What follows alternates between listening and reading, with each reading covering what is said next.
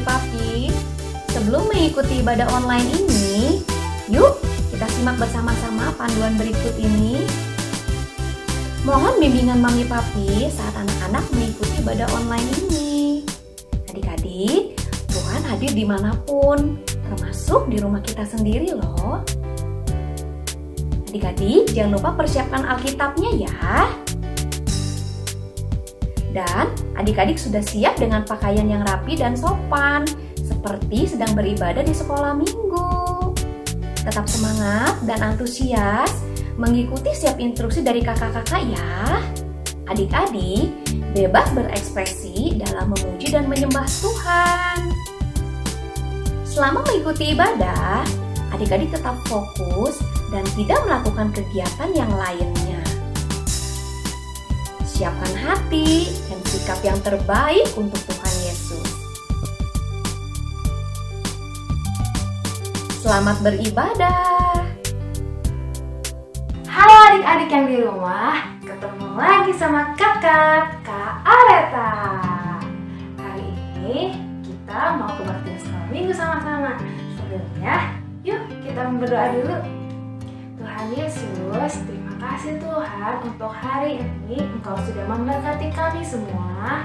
Kami bisa sekolah minggu bersama-sama. Biarlah Roh Kudus yang memimpin kami supaya kami dapat bersemangat memuji menyembah Engkau. Karena kami bersyukur Engkau telah menyertai kami, Engkau telah mengasihi kami, dan Engkau telah menyelamatkan kami. Terima kasih Tuhan Yesus. Dalam nama-Mu kami sudah berdoa dan mengucap syukur. Amin. Adik-adik yang di rumah, apa kabarnya? Wah, pasti adik-adik yang di rumah kabarnya luar biasa. Karena apa? Karena Tuhan Yesus hidup di dalam kita. Yuk kita sama-sama nyanyiin sebab Dia hidup.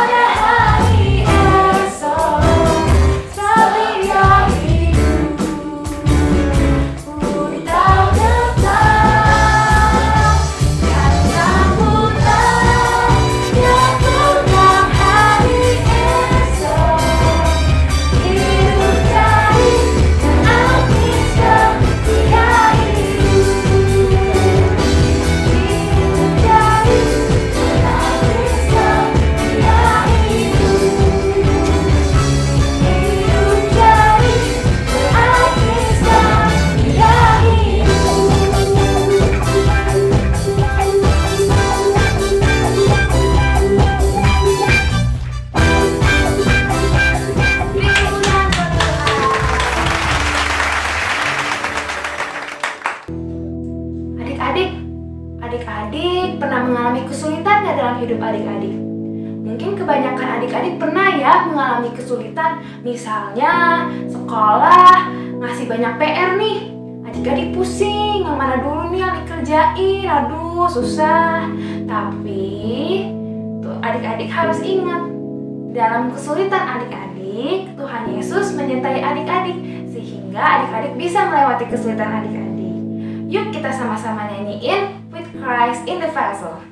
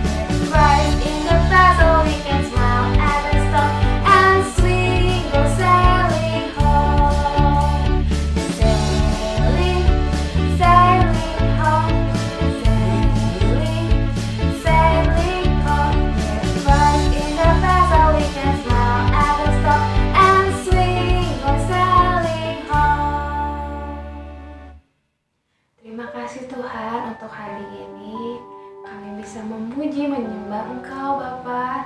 Biarlah Roh Kudus-Mu yang pimpin kami saat kami mendengarkan firman-Mu, agar firman-Mu itu dapat menjadi rema dalam kehidupan kami. Terima kasih Tuhan Yesus, dalam nama-Mu kami sudah berdoa dan mengucap syukur. Amin. Halo, selamat pagi adik-adik semuanya. Kita ketemu lagi dalam ibadah hari ini, ibadah minggu, ibadah anak-anak hari minggu bersama dengan teman-teman semuanya. Wow, keren ya. Kakak melihat bahwa adik-adik semua begitu bersemangat memuji Tuhan. Ada yang bertepuk tangan, ada yang berlompat, ada yang menari. Wow, keren semuanya. Dan kalian tahu, Tuhan senang melihat kita semua memuji Tuhan bersama-sama dengan teman-teman yang lainnya. Oke? Ya, nah, adik-adik kalian pasti tahu bahwa Tuhan Yesuslah yang menyelamatkan setiap manusia. Di dalam Tuhan, setiap dosa-dosa manusia dihapus. Setiap manusia ditebus oleh Tuhan sehingga setiap kita yang percaya kepada Tuhan akan diselamatkan. Dan kita tidak akan masuk neraka, semua kita akan masuk surga. Karena kita percaya Tuhanlah yang menebus kita semua dari hukuman dosa. Nah, cerita ini kita sudah dengar dari kakak-kakak sekolah minggu, kita dengar dari film, atau mungkin ada baca-baca firman Tuhan, atau dari mama papa bercerita tentang Tuhan Yesus kepada kita. Tapi tahu nggak, pada saat awal-awal setelah Tuhan Yesus naik ke surga dan tinggal murid-muridnya saja yang melayani di dunia ini, berita tentang keselamatan yang daripada Tuhan itu tidak tersebar kemana-mana. Hanya di antara orang-orang Yahudi. Di antara mereka bangsa Yahudi saja yang mendengar tentang berita keselamatan itu. Sehingga pada waktu itu, pada zaman itu, yang mendengar dan yang percaya kepada Yesus hanya orang-orang bangsa Yahudi dan yang tinggal di dalam daerah di mana bangsa Yahudi tinggal, yaitu sekitar tanah Israel waktu itu. Sedangkan bangsa-bangsa yang lain, tempat-tempat yang lain di sekitar tanah Yahudi, negeri Yahudi itu, seperti di daerah Asia, di Eropa, di Amerika, dan di daerah-daerah yang lain, di luar daripada tanah Israel, di luar daripada daerah Israel itu, tidak ada yang bisa mendengar cerita tentang Yesus itu sendiri. Ya, hati Tuhan ingin supaya setiap bangsa, setiap orang dimanapun berada di dunia ini mendengar bahwa keselamatan itu hanya ada di dalam Yesus Kristus. Tapi bagaimana caranya? Sedangkan waktu itu transportasi tidak mudah, tidak ada komunikasi, alat komunikasi seperti sekarang. Dulu mana ada telepon, dulu mana ada internet, mana ada televisi, mana ada juga dulu nggak ada yang namanya FB, nggak ada Instagram, nggak ada WhatsApp. Dulu nggak ada alat komunikasi yang membuat berita itu bisa sampai ke mana-mana. Nah, lalu gimana caranya? Gimana caranya supaya bangsa yang lain, supaya berita tentang Injil, berita tentang Tuhan Yesus ini sampai ke orang lain juga, bangsa lain juga? Ya, satu-satunya cara adalah harus ada orang yang pergi. Harus ada orang yang pergi ke bangsa itu. Harus ada orang yang dipilih dan diutus untuk pergi menceritakan tentang Yesus ke bangsa yang lain. Tuhan sudah punya rencana. Ya, Tuhan sudah memilih satu orang untuk menjadi rasul, untuk menjadi orang yang akan menceritakan kabar keselamatan itu kepada bangsa lain di luar bangsa Yahudi. Kalian tahu siapa orangnya? Ya, pasti kalian berpikir, mungkin di antara murid-murid Yesus, mungkin Petrus, mungkin Yohanes, atau yang lainnya. Ada yang berpikir, ya pasti di antara 11 murid Yesus itu yang akan Tuhan utus. Ternyata Alkitab menceritakan hal yang berbeda. Bukan di antara 11 murid yang Tuhan utus, tapi justru satu orang yang awalnya bukan menjadi murid Kristus. Siapa dia namanya? Ya, namanya adalah Paulus. Paulus adalah orang yang dipilih Tuhan untuk menjadi rasul, untuk menjadi pembawa berita keselamatan bagi banyak orang di luar bangsa Yahudi. Kalian tahu kan Paulus siapa? Ya, minggu lalu kita mendengar cerita bahwa ada seorang yang begitu membenci umat Kristen, begitu membenci murid-murid Yesus, sehingga dia melakukan banyak sekali kejahatan kepada murid-murid Yesus. Namanya Saulus. Tapi kemudian dia bertobat, bertemu dengan Tuhan. Kemudian dia berubah menjadi Paulus. Dari Saulus menjadi Paulus. Dan Paulus inilah yang dari orang jahat menjadi seorang yang percaya kepada Tuhan. Tuhan sudah siapkan menjadi rasul bagi bangsa-bangsa. Nah, berarti kita mengerti kan kenapa Tuhan harus menebus dan menyelamatkan Paulus? Kenapa Tuhan harus membuat Paulus bertemu dengan Yesus di perjalanan dia di kota Damsyik? Ya, karena Tuhan sudah memilih dia. Nah, satu waktu Paulus akan dikirim bersama tahanan lain ke Italia. Dan itu sudah menjadi rencana Tuhan. Paulus akan berangkat dengan kapal laut menuju Italia. Kalian tahu seberapa jauh jarak antara Italia dengan kota di mana Paulus tinggal? Nih kakak tunjukin ya. Kakak tunjukin nih di petanya. Coba perhatikan peta ini. Kita lihat garisnya. Wow, ternyata jarak yang ditempuh oleh Paulus untuk sampai ke Italia sangat jauh. Karena dulu alat transportasinya hanya menggunakan kapal laut, tentu membutuhkan waktu yang tidak sebentar. Ya, kalau kita melihat bahwa jarak yang ditempuh oleh Paulus dan orang-orang yang dalam kapal itu membutuhkan waktu berhari-hari, mungkin berminggu-minggu. Sehingga mereka menyiapkan segala sesuatunya. Dan mereka pun berangkat menggunakan sebuah kapal layar.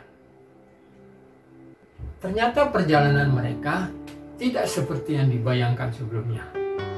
Mereka berpikir bahwa pelayaran kapal ini akan berjalan dengan baik dan menyenangkan sampai ke tanah Italia, sampai ke negeri Italia. Ternyata mereka harus menghadapi badai, menghadapi ombak, menghadapi gelombang yang tinggi sepanjang perjalanan. Bahkan mereka harus menghadapi badai yang berhari-hari mereka hadapi.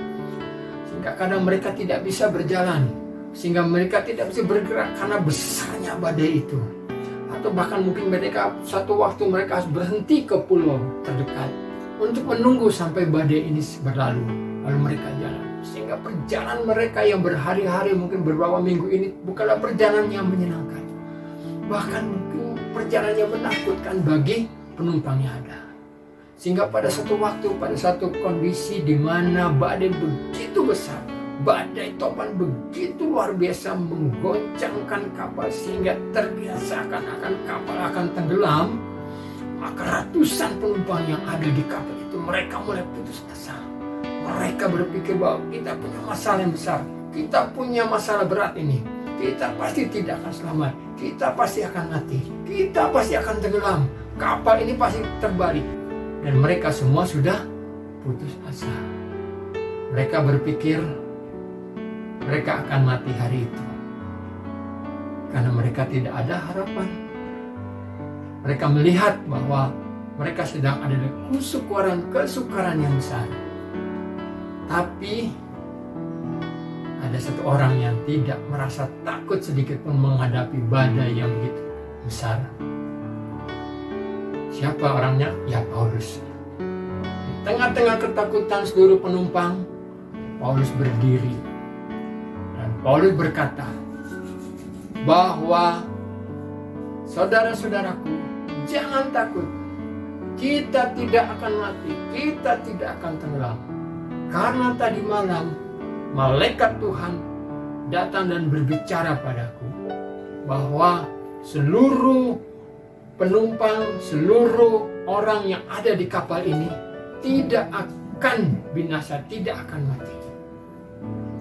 Ya, itu malam sebelumnya Tuhan sudah berjanji kepada Paulus. Tuhan katakan bahwa Paulus jangan takut, walaupun engkau menghadapi badai, menghadapi kesukaran yang besar, menghadapi suatu keadaan yang menakutkan, jangan takut. Karena Tuhan berfirman bahwa seluruh penumpang ini akan selamat karena kasih karunia Allah.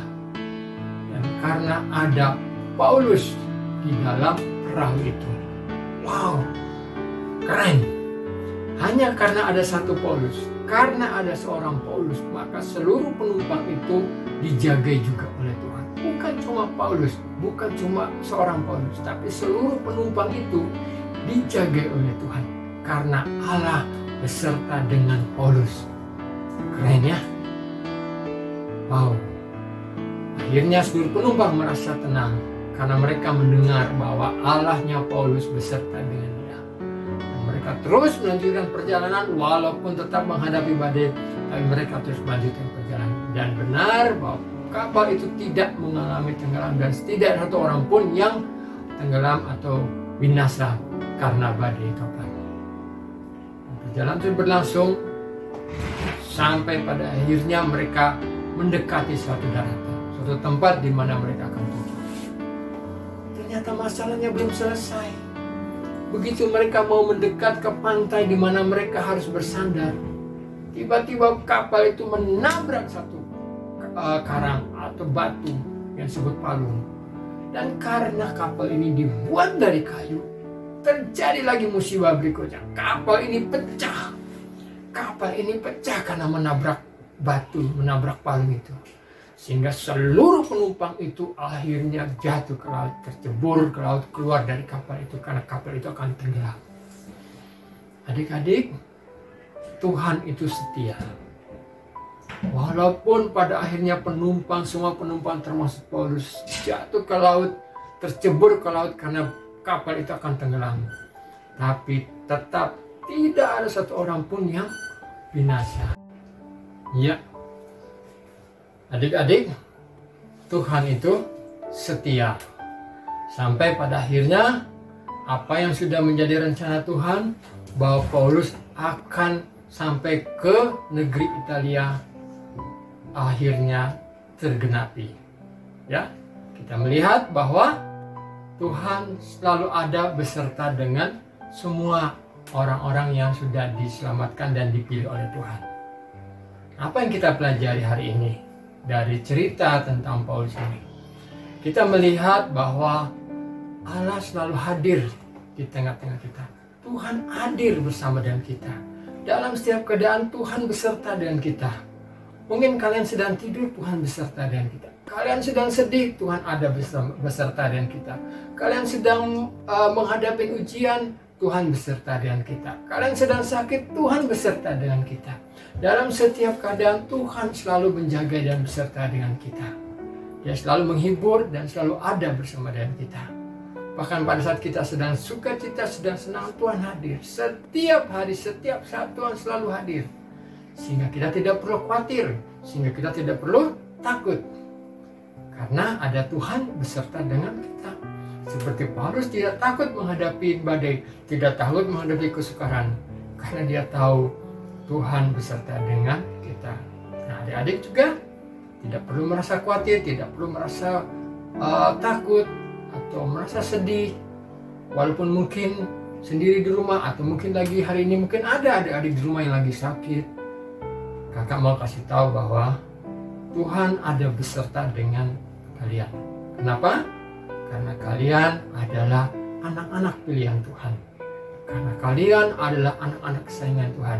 Karena kalian adalah anak-anak yang sudah ditebus oleh Tuhan Yesus. Sehingga Tuhan mau menjagai dan Tuhan akan menjaga kalian. Supaya kalian menjadi orang-orang yang akan menjadi berkat bagi banyak orang. Tuhan beserta dengan kita semuanya. Nah, kalau buat adik-adik semua yang di rumah, yang menonton, yang mungkin hari ini belum yakin, benar nggak ya Tuhan ada beserta dengan kita? Benar nggak ya Tuhan ada dengan aku hari ini? Kakak mau kasih tahu bahwa kalau kamu mau menerima Tuhan Yesus, kalau kamu mau mengundang Tuhan Yesus untuk tinggal dalam hatimu, maka pasti Tuhan Yesus beserta dengan kamu senantiasa. Oke? Markus 16 ayat 15 adalah ayat hafalan kita minggu ini. Lalu ia berkata kepada mereka, "Pergilah ke seluruh dunia, beritakan Injil kepada segala makhluk." Nah, adik-adik, sebelum kita tutup ibadah kita, sebelum kita selesai firman ini, kakak mau ngajak berdoa untuk kita semua. Bagi adik-adik yang ingin supaya hidupnya ada dalam penjagaan Tuhan, ingin supaya Tuhan selalu hadir di dalam hidup dia, yuk ikut doa kakak hari ini ya. Kita berdoa. Tuhan Yesus, terima kasih karena Engkau adalah Allah yang setia. Tuhan, aku mau bahwa Engkau selalu hadir dalam hidupku. Karena itu Tuhan, hadirlah dalam hatiku, tinggal dalam hidupku, tinggallah dalam hatiku. Jadilah Tuhan dan Juru Selamat aku. Sucikan aku, kuduskan aku. Terima kasih Tuhan, terima kasih. Terima kasih Tuhan, kami sudah selesai hari ini. Kami bersuka cita karena janji Tuhan bahwa Engkau beserta dengan kami. Terima kasih untuk janji Tuhan bahwa Tuhan selalu ada beserta dengan kami. Karena kami adalah anak-anak kesayangan-Mu, karena kami adalah anak pilihan-Mu. Terima kasih Tuhan Yesus, dalam nama Yesus kami berdoa. Amin. Nah, adik-adik, kita sudah selesai hari ini. Sudah selesai ibadah kita hari ini. Ingat selalu, Tuhan ada beserta dengan kita senantiasa. Tuhan berkati, tetap sehat, dan sampai jumpa minggu depan. Adik-adik, luar biasa sekali ya firman Tuhan yang sudah kita dengarkan hari ini. Ternyata Paulus tidak menyerah meskipun dia mengalami kapal karam. Paulus tetap semangat untuk memberitakan Injil. Tapi adik-adik, waktu Paulus memberitakan Injil, Tuhan Yesus di mana ya? Terus waktu Paulus mengalami kapal karam, Tuhan Yesus di mana? Nah, adik-adik, perhatikan ini ya. Kakak punya gambar Paulus. Nah, Paulus ini memberitakan Injil dari desa ke kota dan sampai dia mengalami kapal karam. Kapal yang ditumpanginya pecah, hancur berantakan. Nah, kelihatannya Paulus sendirian ya. Di mana Tuhan Yesus ya? Tapi sebenarnya Paulus selalu disertai Tuhan loh. Adik-adik, Paulus sekarang memiliki hati yang bersih karena dia sudah percaya kepada Tuhan Yesus. Seperti kakak. Nah, kakak juga percaya kepada Tuhan Yesus.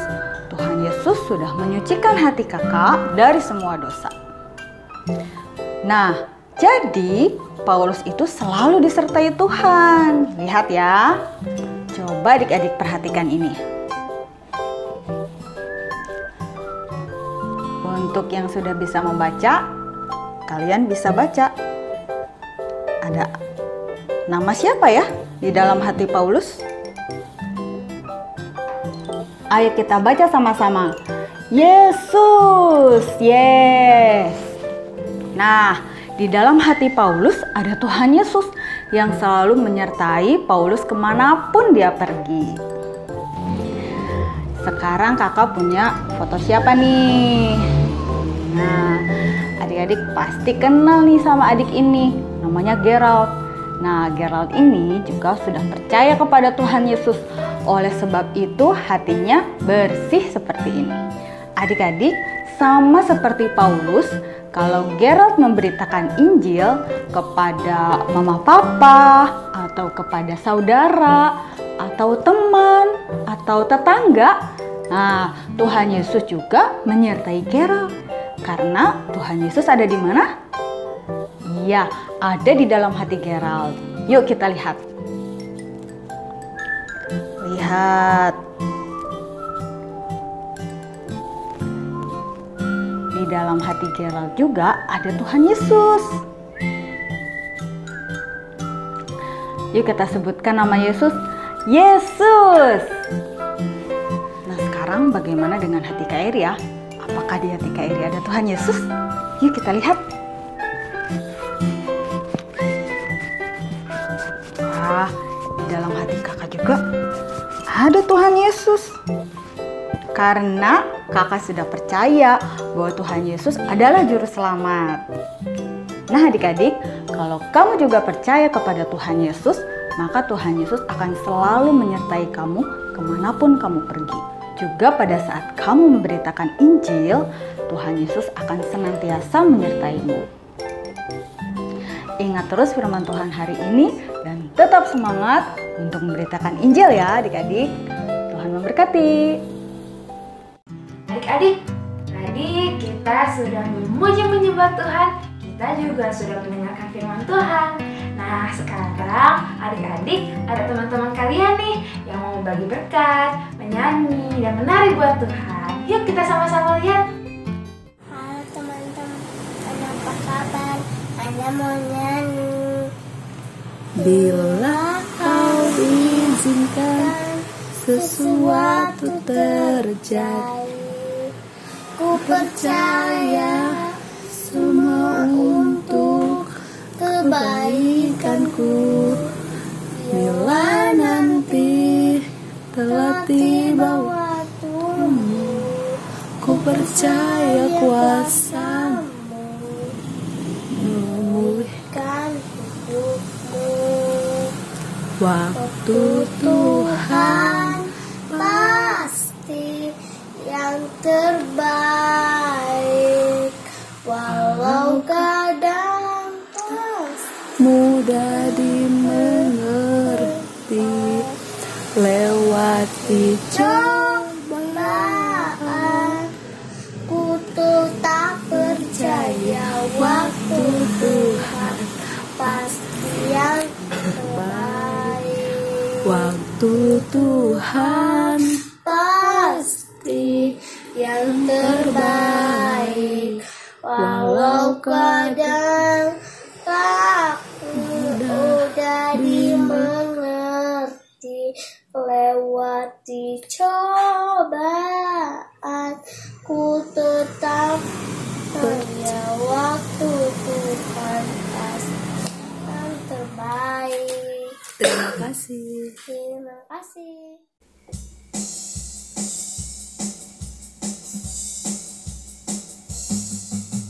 Ku suka firman Tuhan,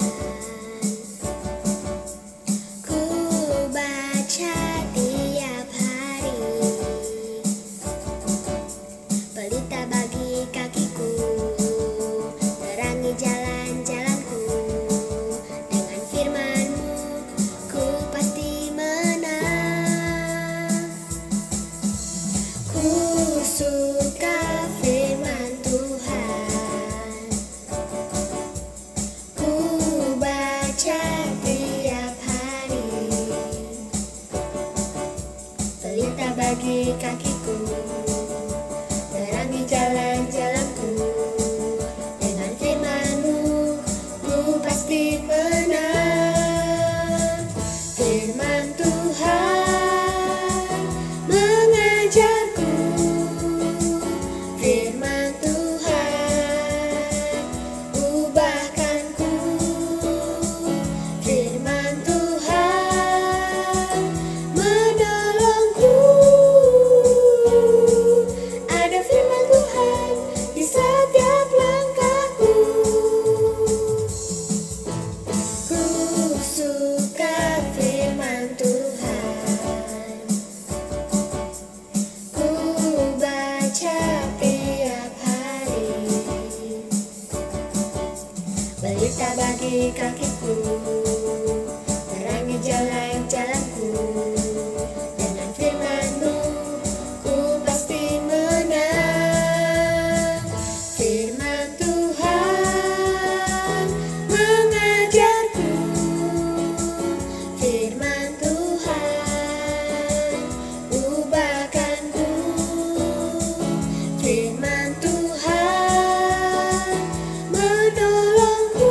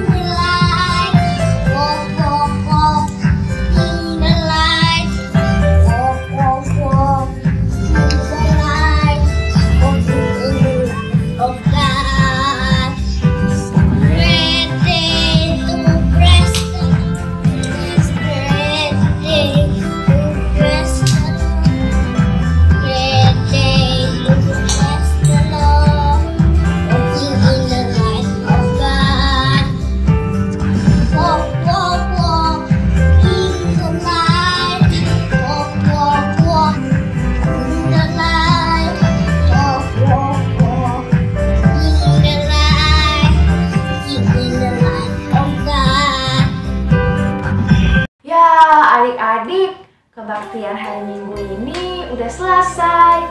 Tapi jangan khawatir, minggu depan kita masih ketemu lagi. Nah, adik-adik, untuk menutup kebaktian hari ini, mari kita berdoa sama-sama ya. Tuhan Yesus, terima kasih Tuhan untuk hari ini. Kami sangat bersyukur kami bisa ikut kebaktian online. Tuhan juga yang tolong kami supaya kami tetap mengandalkan Tuhan dalam setiap kesulitan kami. Tuhan, tolong berkati Papa Mama kami, Engkau yang memberikan kesehatan kepada keluarga kami. Tuhan juga yang berkati guru-guru di sekolah supaya dapat mengajar kami dengan baik. Terima kasih Tuhan Yesus, dan Roh Kudus-Mu yang memimpin kami Tuhan mulai hari ini sampai selama-lamanya. Terima kasih Tuhan Yesus, dalam nama-Mu kami sudah berdoa dan mengucap syukur. Amin. Adik-adik, sampai ketemu minggu depan. Bye-bye.